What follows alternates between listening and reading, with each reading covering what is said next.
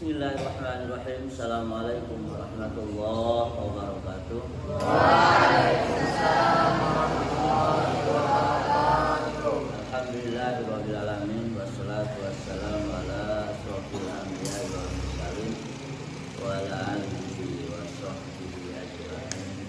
Amma ba'du. Puji dan syukur marilah kita panjatkan kepada Allah Subhanahu wa taala. Salawat dan salam semoga tercurahkan kepada Nabi kita Muhammad sallallahu alaihi wasallam serta keluarganya, para sahabatnya, juga pengikutnya di akhir zaman. Santriwan calon-calon surga Allah Subhanahu wa taala. Amin. Yang dirahmati oleh Allah Subhanahu wa taala. Kenapa saya katakan calon surga? Karena Rasulullah Shallallahu Alaihi Wasallam bersabda, siapa yang mencari ilmu maka akan dimudahkan untuk menuju jalan ke surga. Dan barang siapa yang keluar dari rumah untuk mencari ilmu, maka Allah ampuni dosanya sampai dia pulang kembali. Diampuni dosa kita sampai kita pulang kembali. Kita berangkat jam 7, berangkat mencari ilmu, niat karena Allah, semata-mata karena Allah. Diampuni dosanya sampai datang kepada tujuan, duduk mencari ilmu dengan serius, dengan ikhlas, itu diampuni sampai dia pulang lagi. Kalau kita belajar dari pagi sampai dulu, setengah hari udah bersih dari semua dosa. Dan mati ketika mencari ilmu, maka itu termasuk golongan orang-orang yang sah. Dalam satu hikayat dikatakan bahwa ada salah seorang pendosa berbuat zina, mabuk-mabukan, minum-minuman, mencuri, bahkan dia membunuh. Kemudian bertanya kepada yang mengerti, apakah aku bisa diampuni dosaku? Aku sudah membunuh 99 orang. Aku sudah berbuat zina. Aku minum minuman, minum khamar, arak, whisky dan lain sebagainya. Maka kata orang itu, kamu gak mungkin masuk surga. Karena ngomong tidak mungkin masuk surga, memang begitu kenyataannya. Dosa yang cukup besar, sudah melampaui batas. Dan salah seorang yang ditanya mengatakan bahwa engkau tidak akan masuk surga. Dibunuh lagi orang itu. Akhirnya genaplah 100 dibunuh. Bertanya lagi pada salah seorang, dia mengatakan, insya Allah Allah akan mengampuni dengan syarat kau belajar. Berangkatlah dia mondok. Di tengah perjalanan dia meninggal dunia. Belum sampai ke pondok, belum sampai ke tempat tolab ilmi, belum. Baru di perjalanan, baru niat dengan ilmu. Di tengah perjalanan meninggal dunia. Maka dia masuk apa? Surga Allah Subhanahu wa taala. Padahal belum pernah sholat, belum pernah zakat, belum pernah puasa, pekerjaannya membunuh, minum-minuman, berzina. Karena niatnya mencari ilmu, di tengah perjalanan dia meninggal. Maka kata Rasulullah, barang siapa yang menuntut ilmu, maka dimudahkan untuk jalan menuju surga. Oleh karena itu jangan malas. Ini kesempatan kita untuk belajar. Jangan malas. Ini adalah hidayah Allah Subhanahu wa taala. Untuk kamu, Allah berikan kepada kamu sehingga kamu tinggal di pondok untuk belajar, membaca Al-Quran, tafsir Al-Quran, bahasa Arab dan lain sebagainya, fikih, ibadah. Ya. Manfaatkan hidayah dari Allah ini untuk apa? Untuk bekal kita nanti di akhir. Pada malam ini kita akan mengenal dan memperdalam bagaimana mengenal Allah Subhanahu wa taala. Bagaimana cara mengenal Allah lebih dalam. Ini pelajaran tauhid, akidah, bagaimana mengenal Allah lebih dalam. Ya. Dalam satu pepatah mengatakan, mari kita belajar kenali diri kita sendiri. Kenali diri kita sendiri supaya kita bisa mengenal Allah dengan sebaik-baiknya. Kenali diri kita sendiri supaya kita bisa mengenal Allah dengan sebaik-baiknya. Yahya bin Mu'ad meriwayatkan, man arafa nafsahu faqad arafa rabbah. Man arafa nafsahu faqad arafa rabbah. Barang siapa yang mengenali dirinya, maka dia akan mengenal Tuhannya. Barang siapa yang mengenali dirinya, maka dia akan mengenal Tuhannya. Jadi zaman dahulu banyak orang yang bertanya, dan mungkin zaman sekarang juga masih ragu tentang adanya Allah Subhanahu wa taala. Kadang-kadang setan menggoda kita, kadang-kadang ragu, benar tidak ini ada Allah? Benar enggak ini ada Allah? Apa buktinya ada Allah? Buktinya ada Allah adalah ada dunia. Dunia dari awal sudah ada. Kadang-kadang ada orang yang masih bimbang tentang mengenal Allah. Di zaman dulu juga begitu. Di zaman dulu. Ada dalam satu riwayat, ada kaum musyrikin minta penjelasan tentang sifat-sifat Allah kepada Nabi Muhammad sallallahu alaihi wasallam. Ada juga orang Yahudi yang bernama Kabubul Asraf bin Hai bin Akhtab meminta kepada Nabi, kalau memang ada Tuhan, wahai Muhammad, coba lukiskan gambar Tuhanmu. Kata siapa ini? Kata orang Yahudi. Kalau memang betul ada Tuhan, coba wahai Muhammad, coba lukiskan gambar Tuhanmu bagaimana bentuk dan rupanya. Ini kata orang Yahudi yang bernama siapa?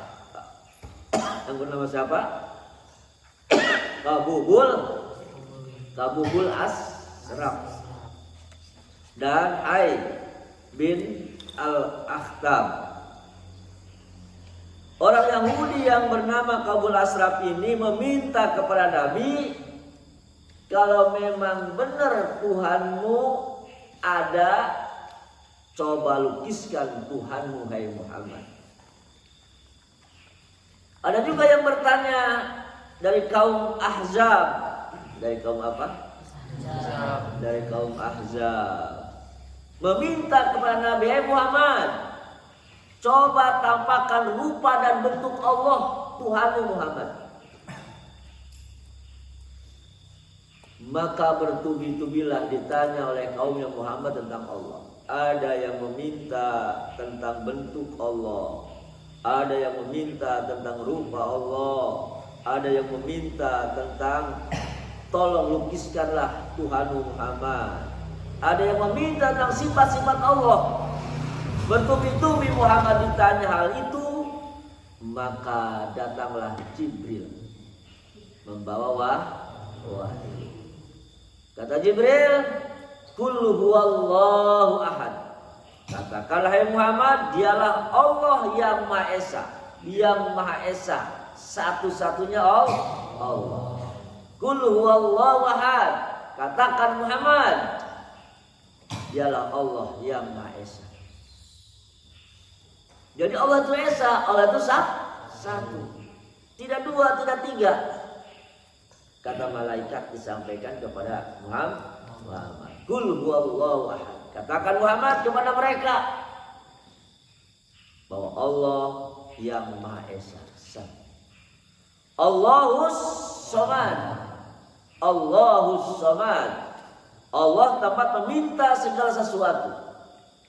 Kita meminta pertolongan, meminta apapun juga hanya kepada Allah. Allahus Samad. Allah lah tempat bergantung. Allah lah tempat meminta. Jangan minta kepada Nyai Roro Kidul. Banyak manusia yang minta kepada Nyai Rokidul, punya anggapan bahwa Nyai Rokidul adalah penjaga laut dan yang memberi ikan adalah Nyai Rokidul sebagai penjaganya. Bukan, yang menciptakan ikan dan yang ngasih ikan dan yang membuat lautnya adalah siapa? Allah Subhanahu wa ta'ala. Allahus Samad. Allah tempat meminta segala sesuatu. Minta kepada Allah, berdoa kepada Allah. Ud'uni astajib lakum. Mintalah kepadaku, niscaya aku akan mengabulkannya, kata Allah Subhanahu wa ta'ala. Allahus Samad, tempat meminta. Tidak boleh kepada yang lain. Tidak boleh minta kepada ahli ramal. Tidak boleh minta kepada dukun. Tidak boleh minta kepada kuburan. Minta kepada kuburan keramat. Saya banyak problem, saya banyak masalah. Tolong, keramat kuburan, mohon solusinya untuk bisa selesai masalah ini. Banyak yang minta. Minta kepada batu-batu, minta kepada jimat-jimat, minta kepada wapak. Kata Allah, Allahus Samad. Allah tempat meminta segala sesuatu kepada Allah saja. Coba yang adukan masalah kita di pertigaan malam.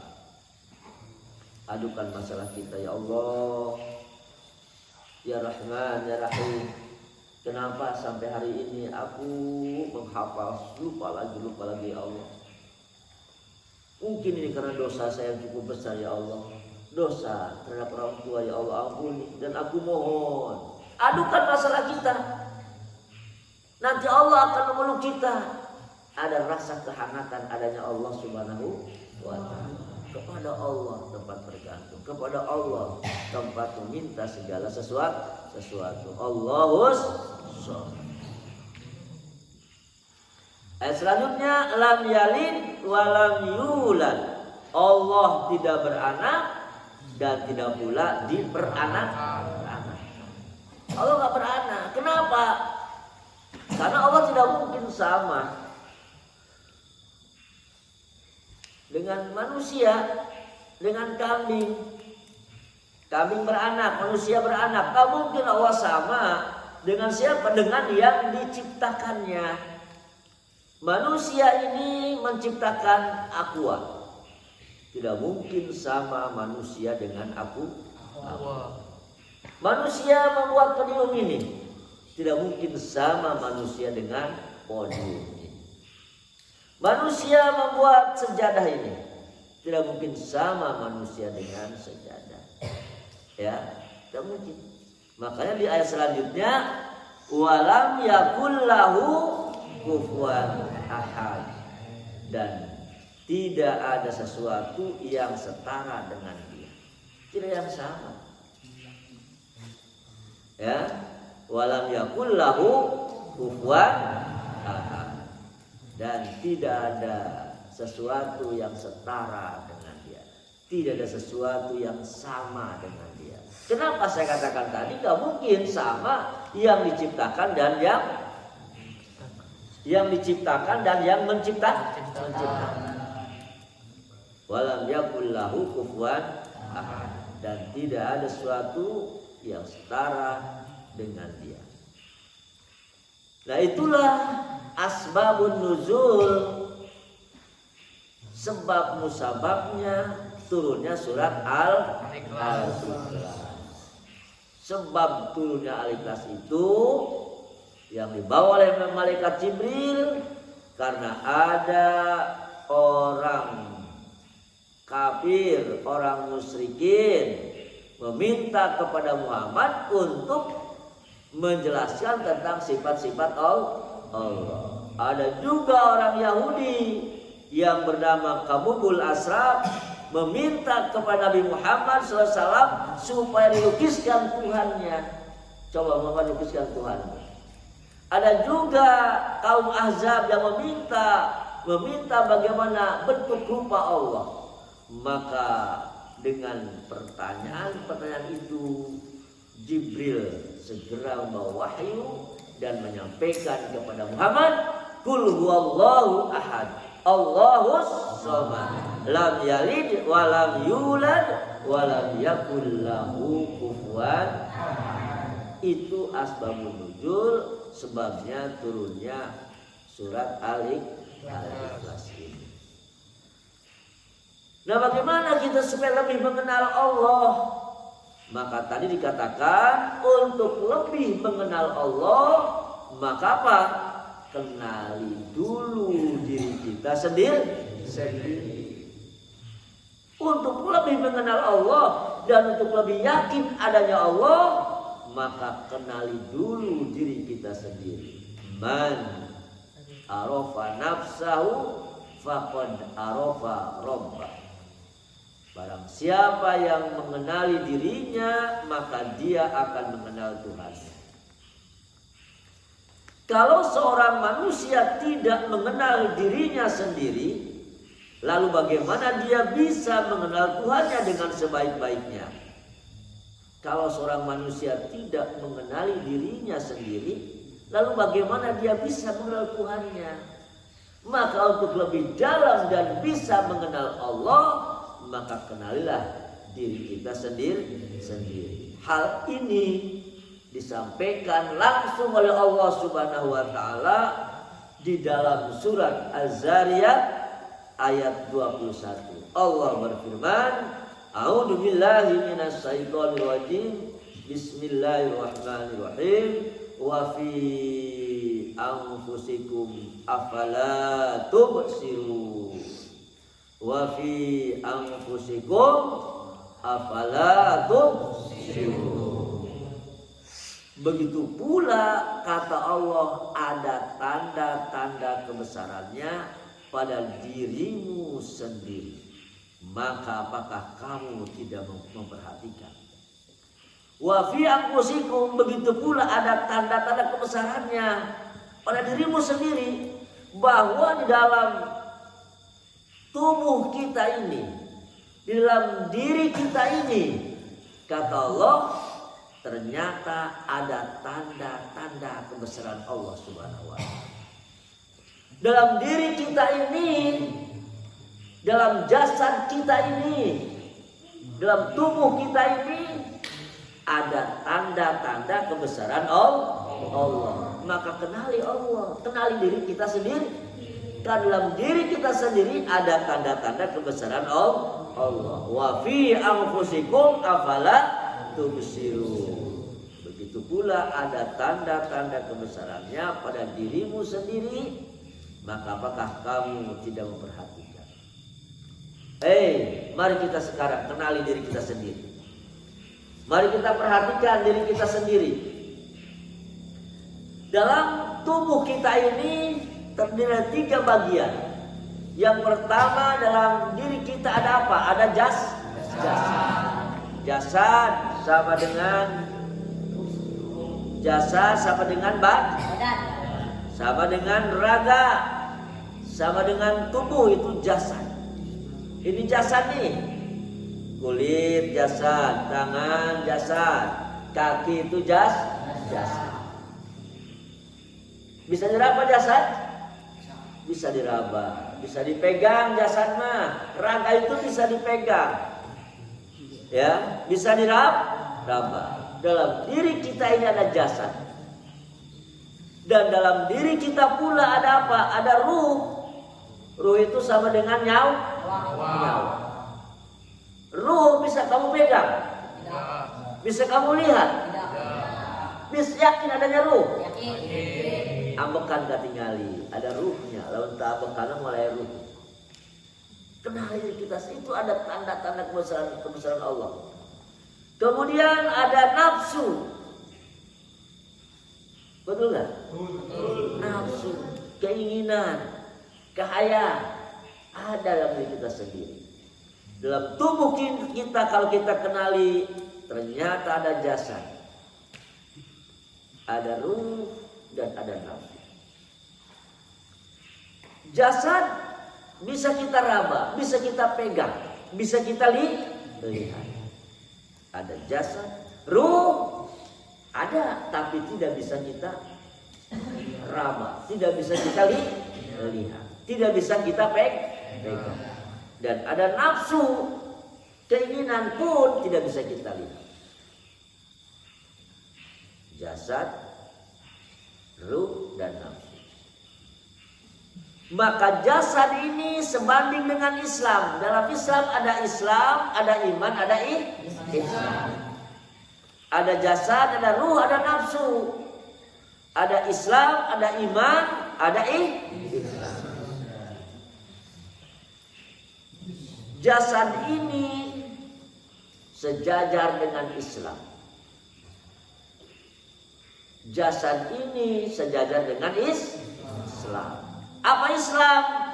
Islam itu adalah tunduk, patuh, berserah diri kepada Allah Subhanahu wa Ta'ala.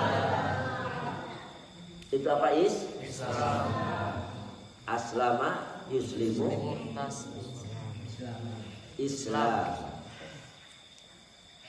Islam itu tunduk, patuh, dan selamat. Oleh karena itu, jasad itu harus tunduk, patuh, berserah diri kepada Allah. Jasad kita ini, serahkan jasad ini kepada Allah. Harus tunduk. Harus tunduk. Kata Allah, hai jasad, kamu ruku, harus ruku.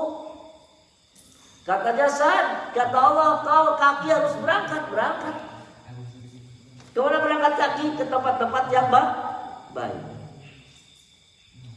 Kata Islam, peganglah yang baik-baik, makanlah yang baik, makan yang baik-baik.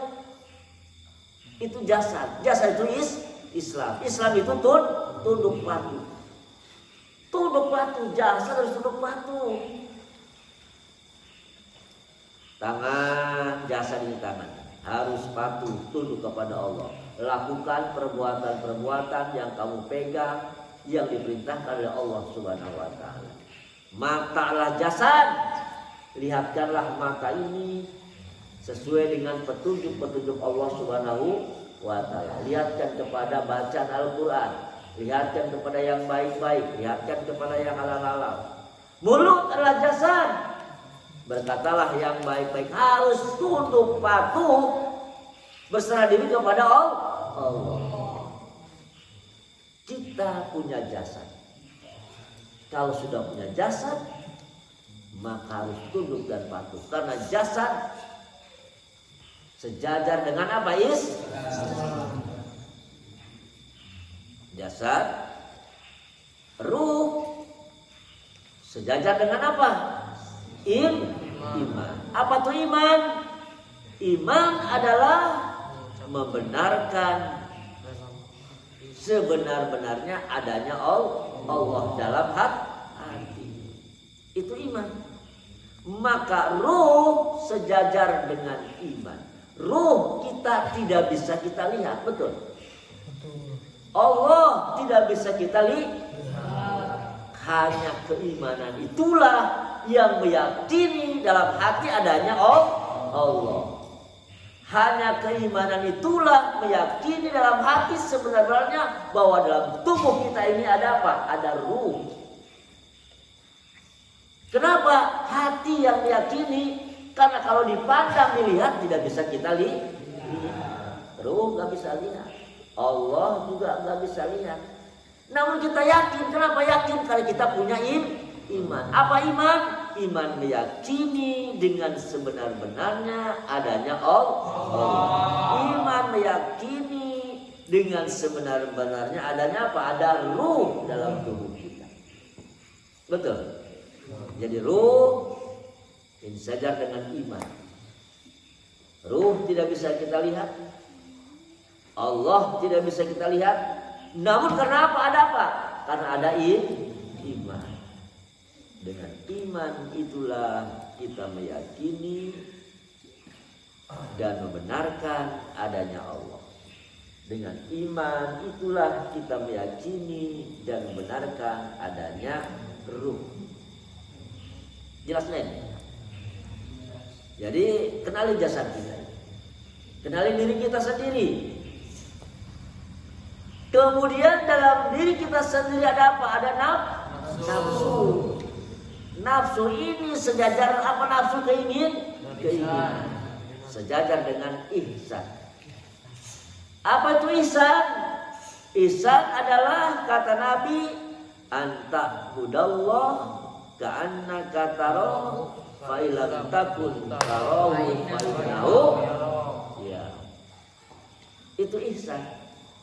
Anta budallah ka'annaka tarahu fa illam takun tarahu fa innahu ya. Ihsan adalah engkau beribadah kepada Allah Subhanahu wa taala seakan-akan engkau melihatnya.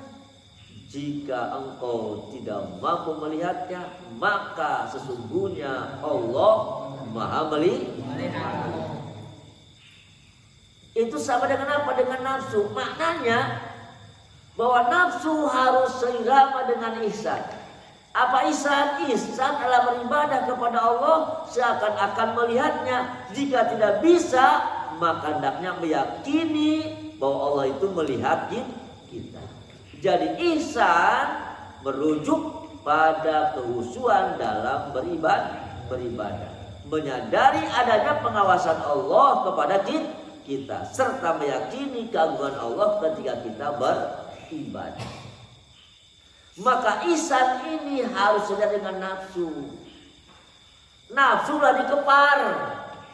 Ya nafsu acak-acakan dikepar kemana-mana. Jangan, harus digandeng oleh ihsan. Ini nafsu acak-acakan. Hayang ieu turutkeun, hayang ieu turutkeun.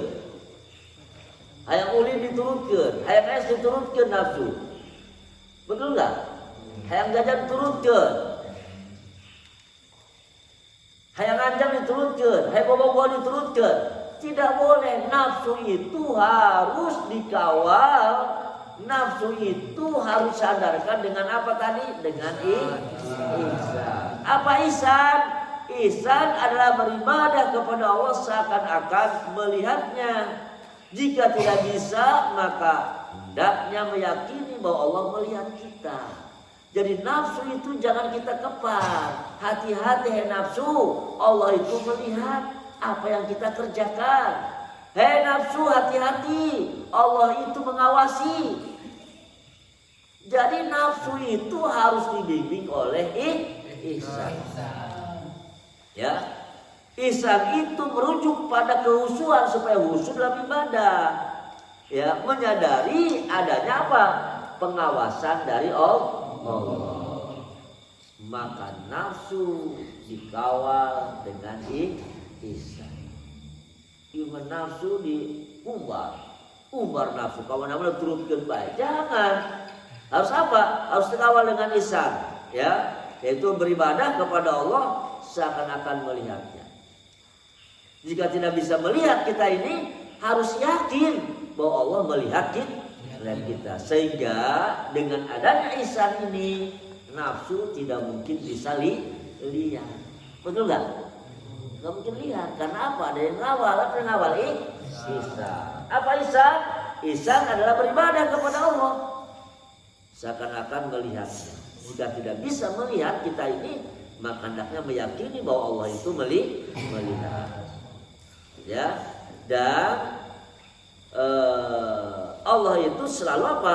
Selalu harus menyadari adanya pengawasan Allah. Harus sadar. Hati-hati nafsu. Karena ada pengawasan dari Allah. Nah inilah.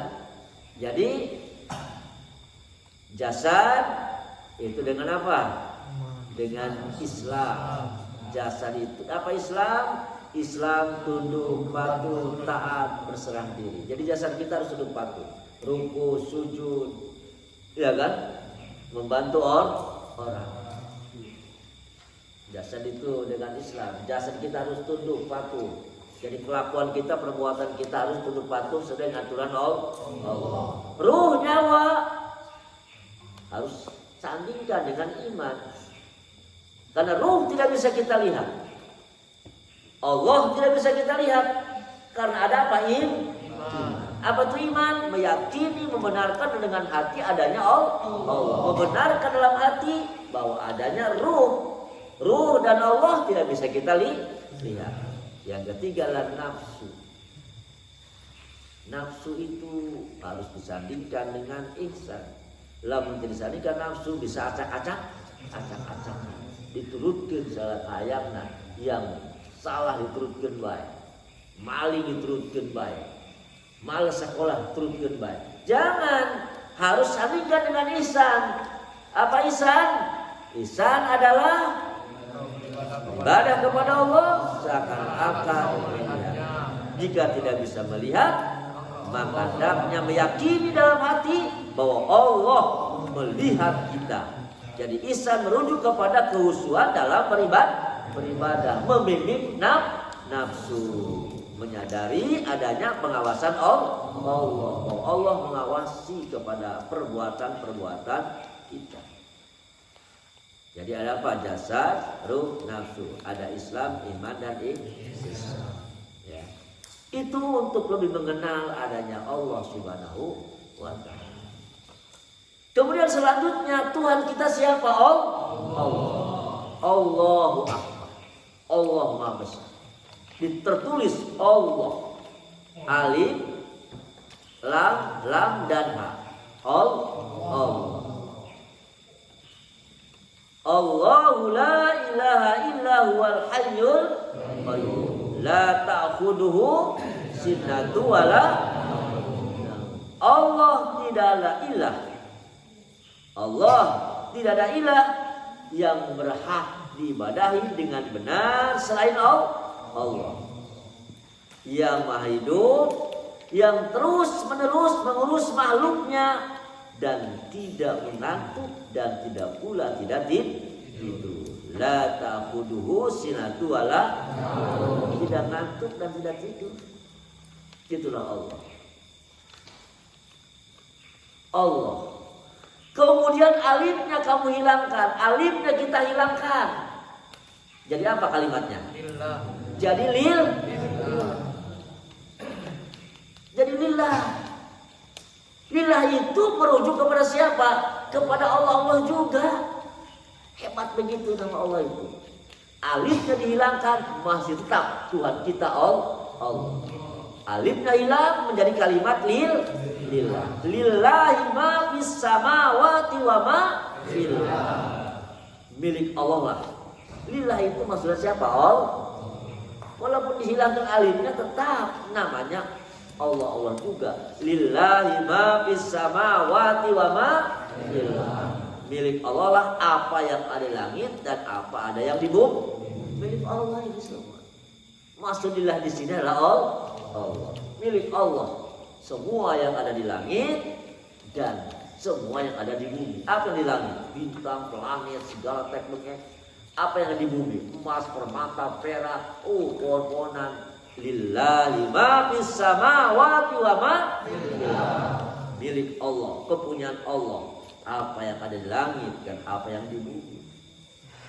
Walaupun dihilangkan alifnya tetap Allah. Betul nggak? Tujuannya kepada Allah. Lillah. Kemudian lamnya kita hilangkan lagi. Jadi apa itu kalimatnya? Menjadilah lahu. Hilangkan. Lillah, lamnya hilangkan. Jadi kalimat lahu. Lahu di sini Allah juga. Betul nggak? Lahul mulku walahul hamdu wa huwa ala kulli syai'in qadir. Lahu di sini tujuannya kepada siapa? Allah.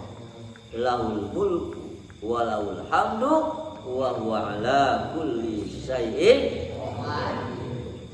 Baginya kerajaan. Walahul mulku, baginya kerajaan. Lahu itu siapa? Kerajaan apa? Allah. Lahul mulku, baginya kerajaan. Walahul hamdu, dan baginya segala pujian. Wa huwa ala kulli syai'in, dan dia maha kuasa atas segala sesuatu. Lahu di sini tujuannya siapa? Allah juga. Hebat. Harus yakin adanya Allah. Walaupun dihilangkan tetap Allah juga kan namanya. Kemudian lamnya kita hilangkan lagi. Tinggal huruf apa? Tinggal hak lagi. Satu lagi ya? Hak. Hak juga akan merujuk kepada Allah. Kita lihat dalam Al-Quran yang berbunyi huwaladzi, surah Al-Imran ayat 6, huwaladzi huwaladzi yusawwirukum fil arham. Dialah yang membentuk kamu dalam rahim. Siapa dialah di sana? Allah. Dialah yang membentuk kamu dalam rahim. Di sana Allah. Allah lah yang membuat kamu, membentuk kamu, membentuk kamu, ada tangannya, telinganya dalam rahim. Siapa? Allah. Huwaladzi yusawwirukum fil arham. Allah lah yang membentuk mereka supaya membentuk manusia. Di mana? Dalam rahim. Juga Allah juga. Kemudian asalnya huwaladzi anzala 'alaikal kitab. Dialah yang menurunkan Al-Qur'an. Dia di sini siapa? Juga Allah. Luar biasa. Jelas lagi. Itulah untuk mengenal Allah. Ternyata Allah dihilangkan juga tentang Allah. Kemudian hu-nya kita buang lagi. Kos. Betul nggak? Haknya hilangkan lagi. Terakhir ada kalimat hak lagi. Paling ujung. Buang lagi. Walaupun dibuang haknya juga kosong. Tetap nama Allah juga. Kita lihat dalam Al-Quran surah Al-Baqarah. Alladzina yu'minuna bil ghaibi wa yuqimunas sholata wa mimma razaqnahum yunfiqun. Yaitu mereka yang beriman kepada yang gaib. Yang gaib di sini siapa? Allah. Apa itu gaib? Tidak bisa kita lihat. Haknya kita hilangkan. Maka Al-Quran ngomong alladzina yu'minuna bil ghaib wa yuqimunas shalah wa mimma razaqnahum yunfiqun. Yaitu mereka yang beriman kepada yang gaib. Maksud gaib di sini kepada siapa tujuannya? Kepada Allah, melaksanakan sholat dan mengimpakkan sebagian rezeki yang Allah berikan. Allah juga hebatnya nama Allah itu begitu. Walaupun hilangkan juga tetap nama Allah ada. Kalau Tuhan yang lain tidak bisa seperti itu. Yakin sekarang adanya Allah? Yakin. Harus yakin nama Allah dalam tangan kita. Kalau kita kenali diri kita sendiri. Ada angka Arab di sini. Angka Arab ada 81. Angka Arab 81 di dalam kita. Sebelah kanan kita ada angka Arab 18. 18 dengan 81 99. 99 itu Asmaul Husna, nama-nama Allah. Kenali diri kita sendiri. Betul. Di dalam tangan kita kalau kita tulis di sini ini alif, ini Allah. Terjadi Allah. Silakan. Tangan kita tulis Rabbidor. Tidak ada Allah. Luar biasa. Kita tidur, maka ini juga ada pasirnya, hidung dengan alis, itu juga nama Allah. Betul nggak? Ini silahkan dibetul ke sini, alis ke sini. Kita tidur, akan terlihat terbentuk nama Allah Subhanahu wa Ta'ala. Betul. Telinga juga, kalau kamu perhatikan, akan terbentuk nama lapan Allah Subhanahu wa Ta'ala. Maka pantas kata Allah Subhanahu wa Ta'ala, wa fi anfusikum afala tubsirun, bahwa dalam diri kita sendiri ada tanda-tanda kebesaran Allah. Man arafa nafsahu faqad arafa rabbah. Barang siapa yang mengenali dirinya, maka dia akan mengenal Tuhan. Yakin adanya Allah? Di hukum aja tetap Allah. Kemudian kita lihat kepada ciptaan yang lainnya. Kata Allah, dalam Al-Quran surat An-Nur bahwa jenis-jenis hewan diciptakan dari apa? Air. Jenis-jenis hewan ini diciptakan semua dari air oleh Allah. Ini tercantum dalam Al-Quran surat An-Nur ayat 45. Allah berfirman, wallahu khalaqa kulla dabbah min ma'in faminhum man yamshi ala batnih wa minhum man yamshi ala rijlain wa minhum man yamshi ala arba' yakhluqullahu ma yasha innallaha ala kulli syai'in qadir. Dan Allah lah yang menciptakan semua jenis hewan dari air. Maka sebagian ada yang berjalan di atas perutnya, ada sebagian berjalan dengan 2 kaki, sedangkan sebagian yang lain berjalan dengan 4 kaki. Allah menciptakan apa yang Dia kehendaki. Sungguh Allah Maha Kuasa atas segala sesuatu.